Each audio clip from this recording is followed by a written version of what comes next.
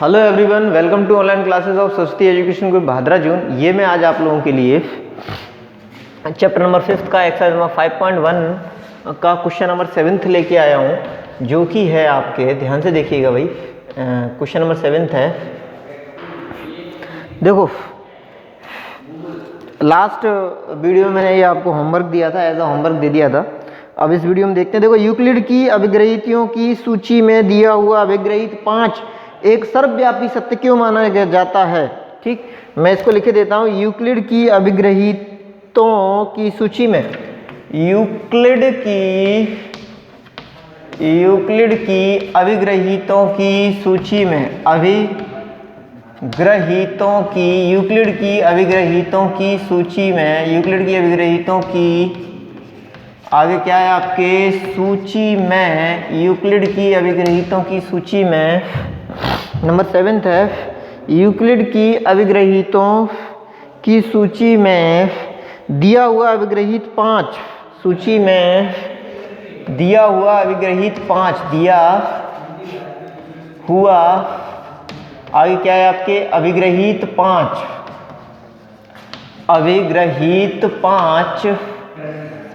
Euclid की अभिग्रहितों की सूची में दिया हुआ अभिग्रहित 5 एक सर्वव्यापी सत्य क्यों माना जाता है। 5 एक सर्वव्यापी सत्य, एक सर्वव्यापी है ना, क्या दिया हुआ है, यूक्लिड की अभिग्रहितों की सूची में दिया हुआ अभिग्रहित 5 एक सर्वव्यापी सत्य क्यों माना जाता है। सर्वव्यापी सत्य क्यों माना जाता है, क्यों माना आगे आपके जाता है।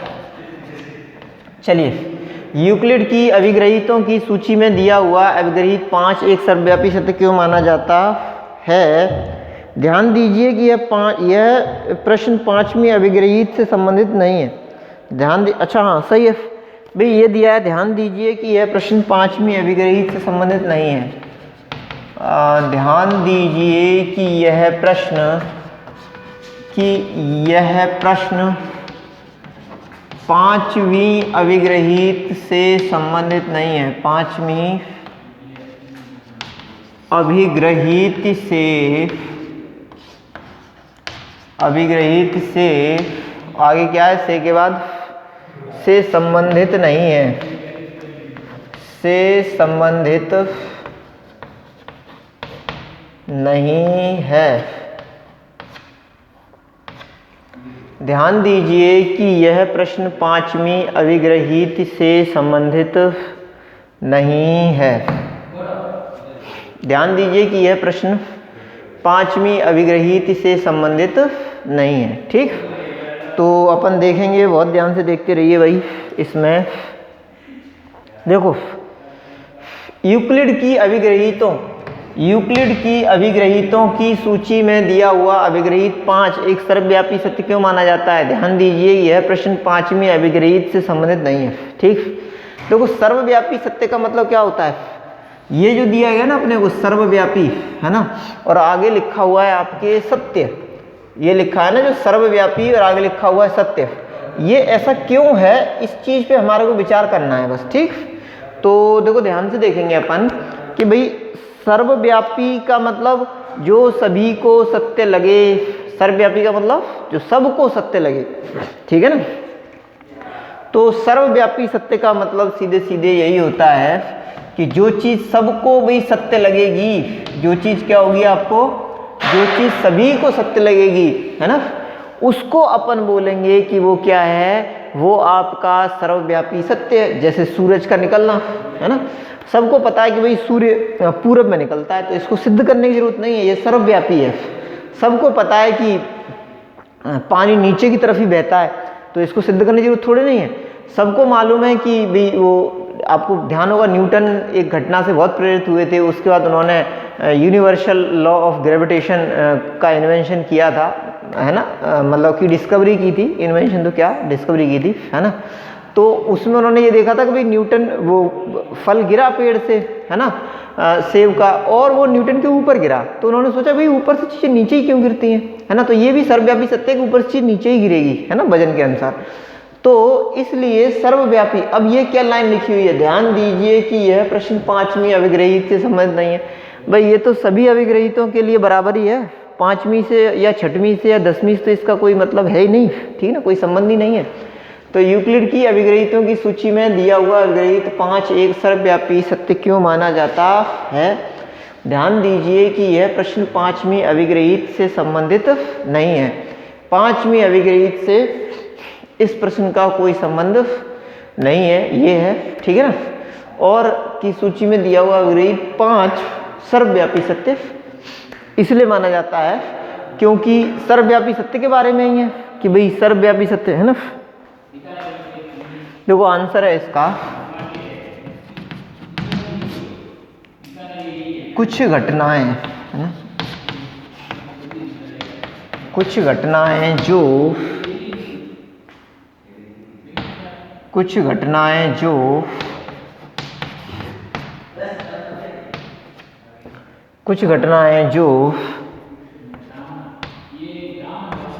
सभी को सर्वसम रूप से दिखती हैं, सर्वसम रूप से दिखती हैं,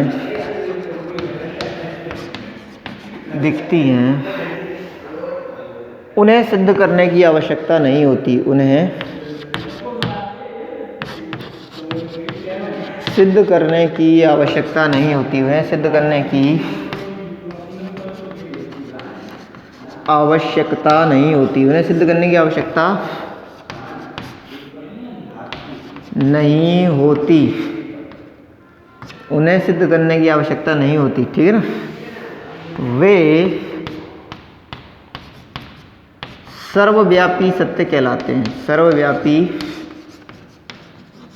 सत्य, ठीक है ना, उन्हें सिद्ध करने की आवश्यकता नहीं होती, वे सर्वव्यापी सत्य कहलाते हैं, वे सर्वव्यापी सत्य कहलाते हैं, वे आपके क्या कहलाते हैं भाई, सर्वव्यापी सत्य कहलाते हैं, ठीक। चलिए,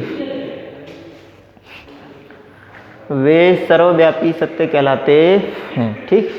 कुछ घटनाएं जो सभी को सर्वसम रूप से दिखती हैं, उन्हें सिद्ध करने की आवश्यकता नहीं होती, वे सर्वव्यापी सत्य कहलाते हैं,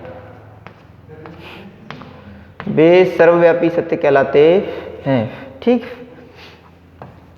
अच्छा, दूसरी चीज क्या है भाई, पहली चीज तो ये हो गई कि वे सर्वव्यापी सत्य कहलाते हैं, है ना। सेकंड थिंग इस क्रम में हमारी ये है कि इसका इस प्रश्न से मतलब नहीं है, ये तो जो भी चीजें सर्वव्यापी हैं उनका सभी का है, ठीक है ना। जैसे यहां मैं जैसे लिख देता हूं, जैसे सूर्य का पूर्व में उदय होना, सूर्य का पूर्व में उदय होना, जैसे सूर्य का पूर्व में उदय होना, ठीक।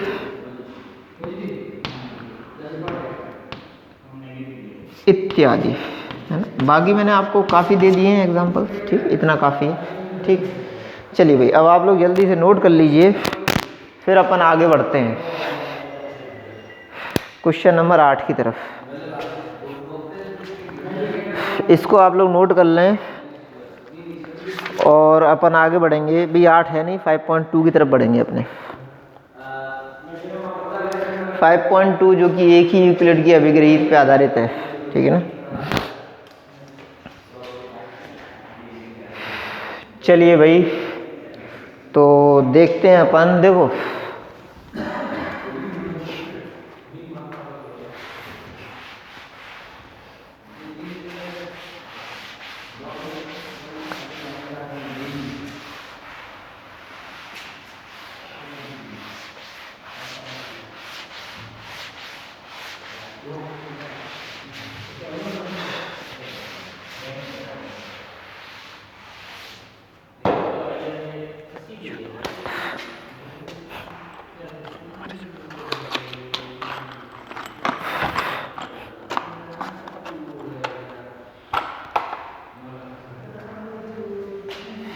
एक्सरसाइज नंबर है आपके 5.2। देखो ये 5.2 का पहला है, आप यूक्लिड की पांचवी अवधारणा को किस प्रकार लिखेंगे? आप यूक्लिड की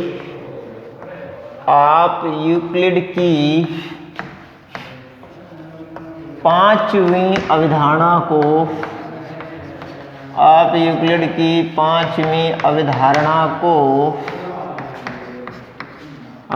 को किस प्रकार लिखेंगे? 5.2 का आपका पहला प्रश्न है, आप यूक्लिड की पांचवी अवधारणा को किस प्रकार लिखेंगे ताकि वह सरलता से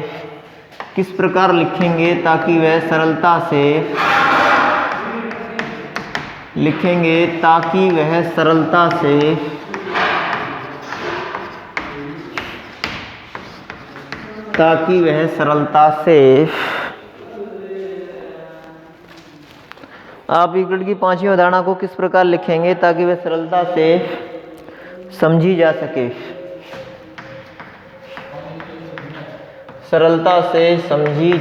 सके। ठीक, चलिए ये तो हो गया पहला। अब दूसरा है इसके बाद, क्या यूक्लिड की, दूसरा भी अभी लिख लेते हैं क्वेश्चन नंबर। ठीक, क्या यूक्लिड की पांचवी अवधारणा से समांतर रेखाओं के अस्तित्व का औचित्य निर्धारित होता है? क्या यूक्लिड की पांचवी अवधारणा से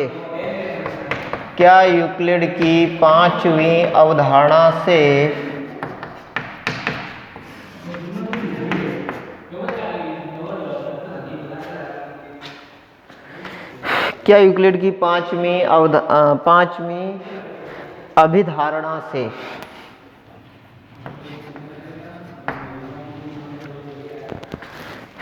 नंबर देखेंगे फिफ्थ, क्या यूक्लिड की पांचवी अभिधारणा से समांतर रेखाओं के अस्तित्व का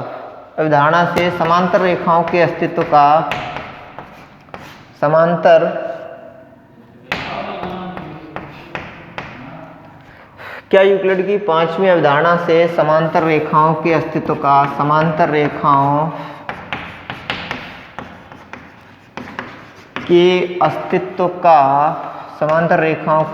का नंबर फिफ्थ है आपके, क्या यूक्लिड की पांचवी अवधारणा से समांतर रेखाओं के अस्तित्व का औचित्य निर्धारित होता है?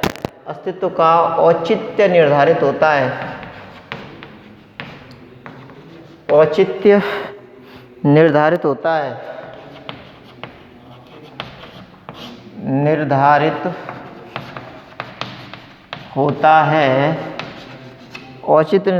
है, स्पष्ट कीजिए। स्पष्ट करो।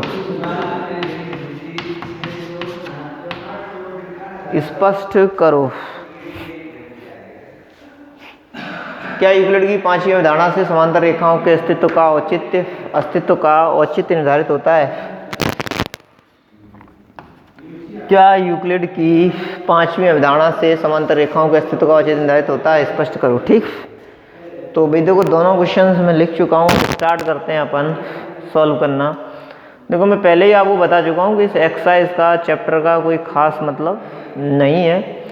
आगे आपको कहीं भी इन चीज़ों का जिक्र नहीं होना है क्योंकि सारी चीज़ें अंडरस्टूड हैं, है ना। मैं ये नहीं कह रहा हूँ भाई पढ़ो आप लोग, आपकी चैप्टर उसका पार्ट है ना, ध्यान से पढ़ो, कोई दिक्कत नहीं। लेकिन क्या है कि इनका आगे कोई खास मतलब बनेगा नहीं, ठीक है ना, बिल्कुल भी जिक्र आगे होगा नहीं।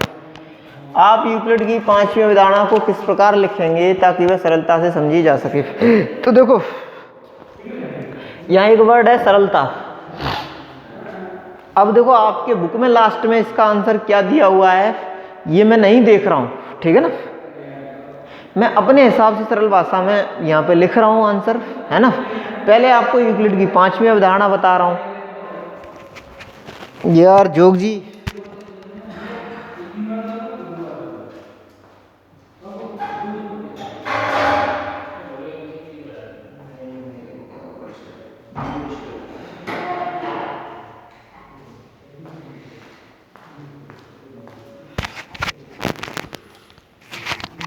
हाँ जी, अब अपने देखते हैं। देखो यहाँ पे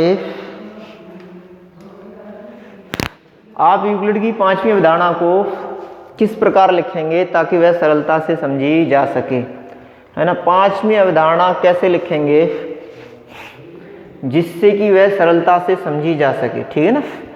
तो देखो यूक्लिड ने ये बताया था कि भाई ये दो रेखाएं हैं, अगर इसको कोई तीसरी रेखा ऐसे काट रही है, पहली रेखा को मैंने m मान लिया, दूसरी को n मान लिया, तीसरी को l मान लिया, और अगर उसके एक ओर बनने वाले अंतःकोणों का योग, देखो 7th क्लास में आपने ऐसी वाली आकृति पढ़ी होगी, है ना। यूक्लिड की पांचवी अवधारणा है कि दो रेखाओं को अगर कोई तीसरी रेखा ऐसे खड़े खड़े काट रही है तो ऐसे में इसके एक ओर बने अंतःकोण, एक ओर बने अंतःकोणों, ये दोनों एक ओर बने अंतःकोण है ना, एक ओर बने अंतःकोणों, एक ओर बने अंतःकोणों, है ना, का जो योग होगा, एक ओर बने अंतःकोणों का जो क्या होगा आपके योग रहेगा, वो क्या होगा, वो किसके इक्वल होगा, ध्यान से देखिएगा।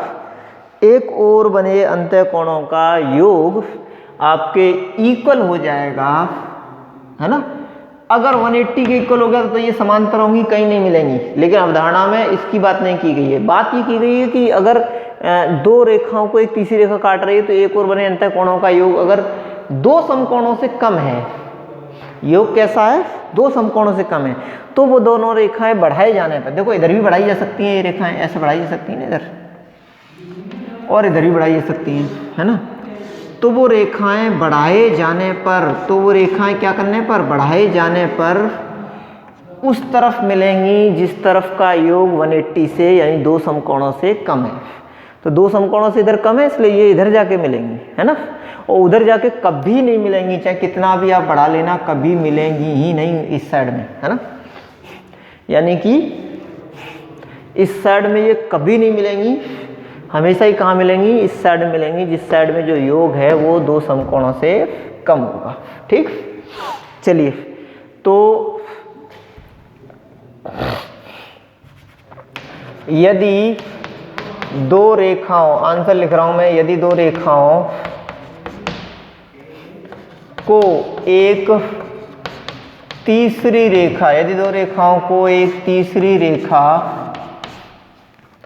काटती है, यदि दो रेखाओं को एक तीसरी रेखा काटती है, यदि दो रेखाओं को एक तीसरी रेखा काटती है तो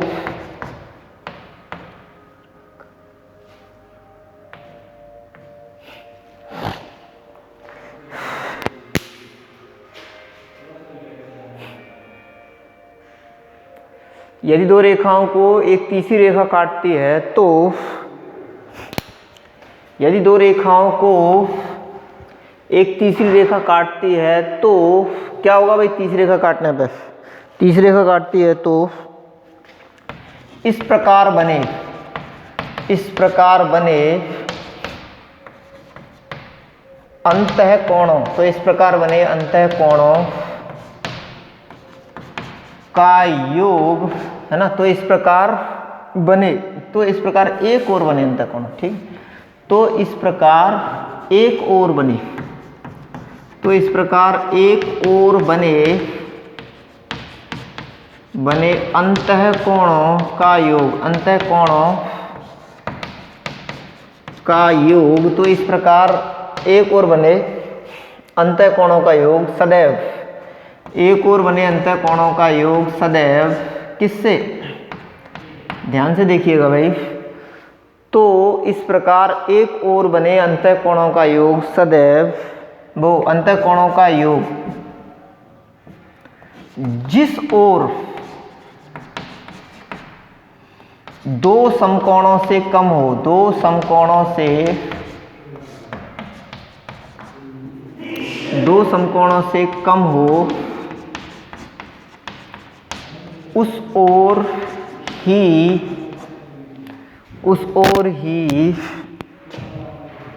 बढ़ाए जाने पर, उस ओर ही बढ़ाए जाने पर, उस ओर ही बढ़ाए जाने पर वे रेखाएं मिलती हैं, उस ओर ही बढ़ाए जाने पर वे रेखाएं मिलती हैं, वे रेखाएं मिलती हैं। गुड, चलिए ठीक, ये सरल भाषा हो गई। क्या यूक्लिड की पांचवी अवधारणा से समांतर रेखाओं के अस्तित्व के औचित्य के निर्धारण होता है? हाँ भाई बिल्कुल होता है ना। यदि यहाँ पे आंसर देखो, यदि दोनों ओर के अंतःकोणों, यदि दोनों ओर के अंतःकोणों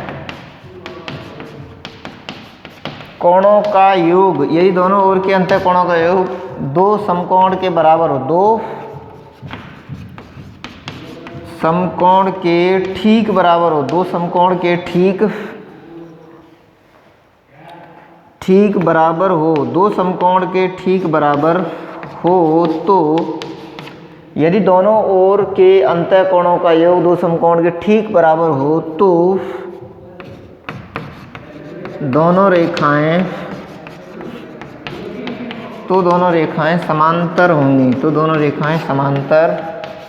होंगी, चलिए ठीक।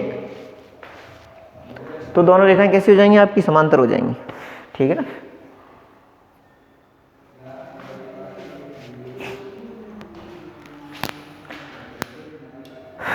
चलिए भाई, इसके साथ ही ये आपके खत्म होते हैं, है ना।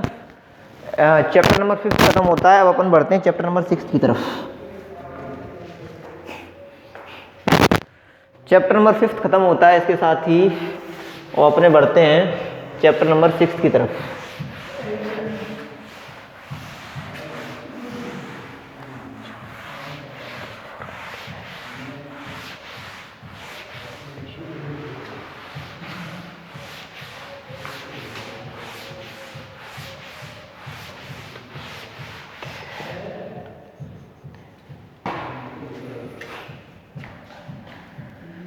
देखो चैप्टर नंबर 6 स्टार्ट करते हैं अपने, है ना। And are exercise number is what? Exercise number 6.1। ठीक, देखो भाई चैप्टर नंबर 6 में आपके एक्सरसाइज नंबर 6.1 का क्वेश्चन नंबर फर्स्ट है। ध्यान से देखेंगे अपन लोग। देखो भाई इसमें 6th चैप्टर है, इसका नाम है आपके 6th चैप्टर का रेखाएं और कोण। 6th चैप्टर का नाम है रेखाएं और कोण। 6th चैप्टर का आपके नाम है रेखाएं और कोण, यानी लाइन्स एंड एंगल्स। रेखाएं और कोण मीन्स लाइन्स एंड एंगल्स। तो देखो आकृति है 6.13 में रेखाएं AB और CD बिंदु O पर, AB और CD बिंदु O पर प्रतिच्छेद करती हैं। यदि AOC प्लस BOE का 70 है और BOD 40 है तो BOE और प्रतिवर्ती ये ज्ञात कीजिए। ठीक है, देखो भाई कोण कितने प्रकार के होते हैं, पहले अपन थोड़ा सा कोणों के प्रकार के बारे में जाने लेते हैं। रेखाएं तो आपको पता ही है, रेखा में चौड़ाई नहीं होती, केवल लंबाई होती है। ठीक है ना। और अगर हम केवल रेखा की बात करें, रेखाखंड या किरण की बात ना करें, तो जो रेखा होती है वो आपके अनंत लंबाई की होती है। क्लियर? चलो ठीक। तो अपन देखेंगे यहाँ पे जब हम रेखा की लंबाई की, है ना, बात करते हैं। देखो ये है रेखा, है ना, ये इस साइड भी कहाँ तक जा रही है नहीं पता, इस साइड भी इसका नहीं मालूम कि ये कहाँ तक जा रही है। ठीक है ना, दोनों तरफ ही हमें नहीं पता कि ये कहाँ तक जा रही है। ठीक है। अच्छा, दूसरी तरफ भाई रेखा में चौड़ाई नहीं होती, केवल लंबाई होती। तो ये तो हो गई रेखा। अब अपने बात करते हैं इसकी कोण की, यानी एंगल्स की। ठीक है, तो कोण की अपन बात करते हैं तो कोण टोटल 6 प्रकार के होते हैं, है ना। पहले तो देखो क्या है, दो रेखाओं को परस्पर, है ना, दो रेखाओं के काटने पर जो उनके बीच का झुकाव होता है उसको अपन कोण बोलते हैं। यहाँ ये 4 कोण है, सही है, और शीशा में कोण है इसलिए आपस में बराबर है, सम्मुख कोण। ठीक,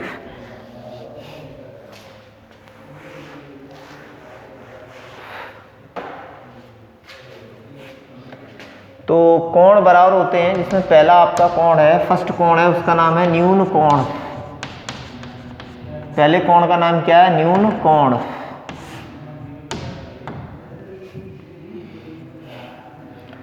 पहला जो कोण है, very first angle is our न्यून कोण। ठीक है, एकदम से पहला पहला कोण है उसका नाम है आपके न्यून कोण। ठीक, न्यून कोण में क्या होता है कि जो कोण होता है ना वो आपके कितने से कम होगा, कोण 90 डिग्री से कम होता है। कोण जो होता है वो 90 डिग्री से कम होता है तो उसको बोलते हैं अपन न्यून कोण। कोण जब 90 से कम होता है तो उसको क्या बोलते हैं अपन, न्यून कोण। कोण जब कितने से कम होगा, 90 से कम होगा तो न्यून कोण बोलते हैं।